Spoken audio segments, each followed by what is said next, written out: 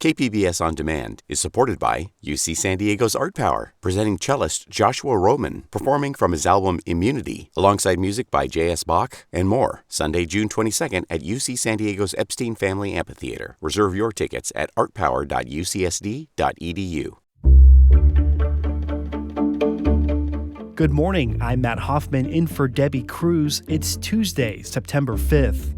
A new law will give fast food workers a seat at the table. More on that next, but first, let's get to the headlines.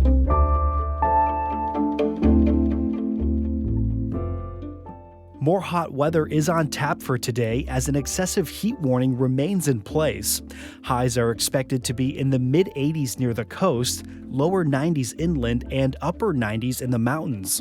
State power officials are again asking people to conserve energy. Cal ISO has called an emergency alert 1 from 5 to 9 p.m. today. That means the agency expects energy shortages. More on that later in the show. The San Diego Union-Tribune is reporting that Fat Leonard is on the run. Leonard Glenn Francis pled guilty in 2015 to bribing numerous high-ranking naval officers and overcharging the Navy by at least $35 million. It's the largest corruption scandal in the Navy's history. He's been on house arrest since at least 2018. Francis cut off his ankle bracelet sometime Sunday morning. That's according to the U.S. Marshal's Office. Neighbors told authorities that they'd seen moving trucks going in and out of his home in the days before his escape. Law enforcement has been looking for Francis since Sunday afternoon. His sentencing in the corruption trial was scheduled for the end of this month. The East County fire that started near Dolzura last Wednesday is now 100% contained. It burned nearly 4,500 acres just northwest of Tecate. 6 people were injured. 2 men with severe burns were taken to the hospital via helicopter, and 4 firefighters had minor injuries. The fire destroyed 3 homes, 3 RVs, a commercial structure, and 6 outbuildings. From KPBS, you're listening to San Diego News Now. Stay with me for more of the local news that you need. KPBS On Demand is supported by Splatero, helping homeowners pay off debt by offering streamlined access to your home's equity with no additional monthly payments or new debt. Splatero provides a lump sum of payment in exchange for a share of your home's future value. Pre-qualification is available at splatero.com.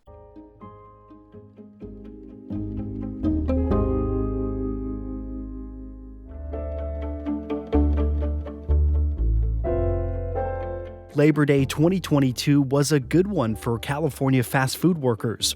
Governor Gavin Newsom signed a new law establishing a fast food council. It allows workers to negotiate wage and working conditions on an industry-wide basis. KPBS reporter Gustavo Solis spoke with the law's author and people who will be most impacted by it. Karina Zuniga joined the labor movement a few years ago because her manager at a KFC in National City wouldn't give her a 10-minute break. California law requires employers to give their hourly workers one 10-minute break for every 4 hours of work. But Zuniga is an immigrant, and this is her first job in the U.S. She says she had no idea about the break requirement. She also says there were unsafe working conditions at the KFC kitchen. Pues haz de cuenta que yo no sabía, soy nueva aquí en Estados Unidos, mi primer trabajo, no sabía de leyes. The new law is designed to give workers like Zuniga a louder voice on issues ranging from wage theft to workplace safety. It establishes a statewide council where workers, employers, and government officials will come to the table and negotiate industry standards. Newsom said that the bill will empower California fast food workers. A bill that empowers our workers, particularly in that sector, giving them more voice, giving them more choice. The governor also mentioned the significance of signing the bill during the holiday. I'm proud, on Labor Day, to sign that bill and to shrine it in law. Critics of the bill include the U.S. Chamber of Commerce and restaurant industry associations. They say it will make fast food more expensive for consumers. But during lunch on Labor Day, San Diegans visiting fast food restaurants supported the idea of paying workers more money, even if it means the price of a cheeseburger may go up. Andrea Vargas is from National City. I don't think it would hurt much because, like I said, fast food isn't a necessity, so they would be better off buying actual groceries. Carlos Alfaro is from Chula Vista. His sister works at a Chipotle. You know, it's a tough industry where the pay is kind of low. So yes, they do deserve, at least a couple bucks more than the minimum wage or whatever they're paid there. And yes, I think wages should be increased for fast food workers. Lorena Gonzalez introduced the bill in January 2021 when she was still in the state assembly. Now she's a leader of the California Labor Federation and sees this as a model that could be applied to other industries as well. I think that's really exciting. It's a whole new level of bargaining. It's a different level of coming up with regulations. And I think it's something that could take off for not just fast food workers, but other industries. Zuniga says that this could lead to higher wages and more job stability. Wow, se siente bonito, se siente tener ese poder de como ser humano que vales, importas mucho. She says the new law is beautiful because it recognizes her value as a worker and as a human being. It will take effect on January 1st, 2023. Gustavo Solis, KPBS News.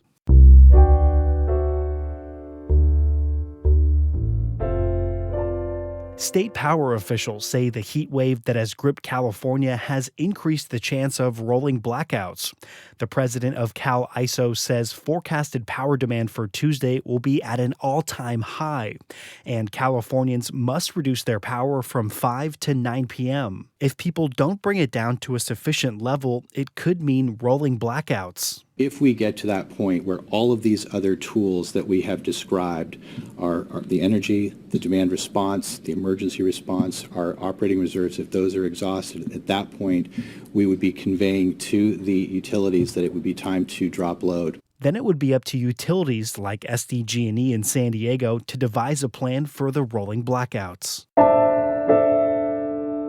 As the heat wave continues to sear San Diego County, some residents are finding relief at the beaches. That's where we sent KPBS reporter Kitty Alvarado yesterday. San Diegans hit the beach for the unofficial last day of summer to try and cool off from the extreme heat wave that continues to bake Southern California, like Darren and Elaine Vaught, who live in Spring Valley. Kind of started to feel the heat, and she's like, let's go to the beach. Let's go to the beach. And what does it feel like from there to here? The heat is still like the same. No, it's a 20-degree difference. Is it? Yeah. I don't know. Yeah, it's cooler here. There it's really hot. Yeah.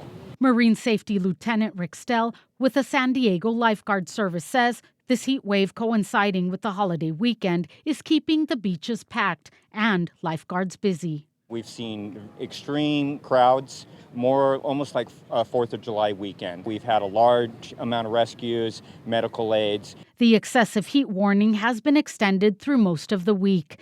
Kitty Alvarado, KPBS News. Speaking of the heat wave, Saturday was supposed to be a day of historic celebrations in the opening of Snapdragon Stadium, but the scorching heat forced fans out of their seats and searching for shade. KPBS reporter Jacob Ayers says several people were in need of medical attention due to heat-related illness. The San Diego Fire Department says it dispatched multiple units to Snapdragon Stadium on Saturday to treat people suffering from heat-related illnesses. Thousands of Aztec football fans packed San Diego State's new home field as the heat wave continues to impact the Southwest. Season ticket holder Chris Galoyu attended the game and says the stadium needs long-term solutions or attending events in the late summer will be brutal. So we didn't tailgate as long just because we knew it'd be hot. But right off the bat, I mean, an ambulance showed up and took away actually one of our tailgating neighbors who I think he suffered like a mild heat stroke. The Aztecs play their next home game this Saturday at 5 p.m. against Idaho State. They don't have any more daytime games currently scheduled for the rest of the season. Jacob Ayer, KPBS News. KPBS reached out to SDSU, but they did not respond in time for comment. Coming up, a musical that is challenging the expectations of the genre. We'll have that story and more coming up just after the break.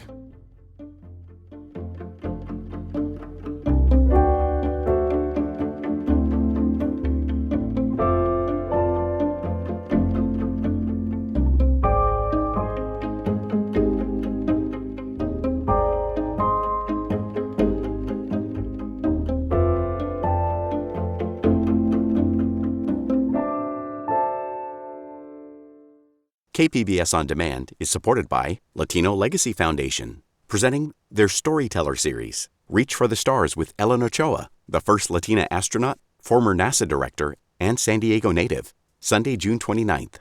More at latinolegacyfoundation.org.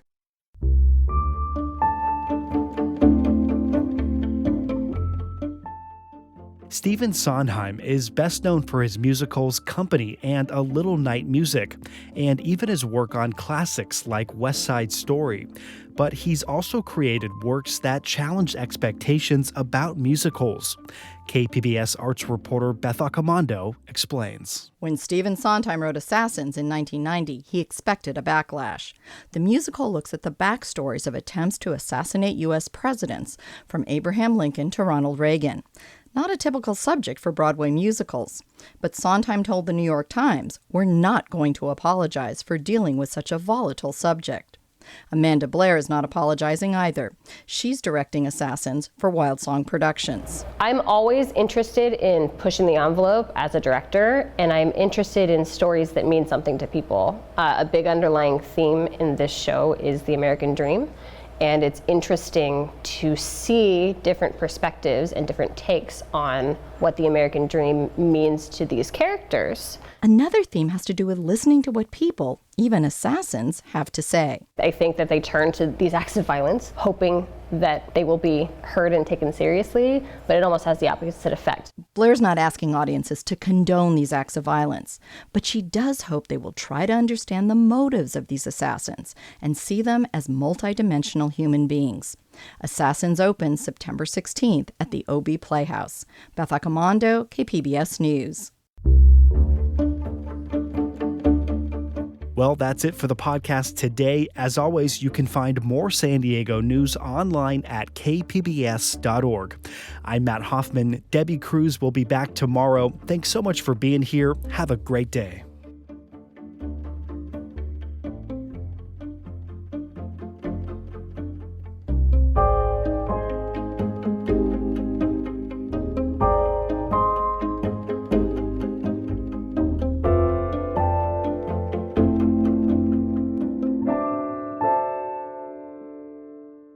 KPBS On Demand is supported by the San Diego County Toyota dealers, presenting the new 2025 Camry with refined design and performance. Visit your local Toyota dealer to learn more about all the features the new 2025 Camry offers. The San Diego County Toyota dealers. We make it easy.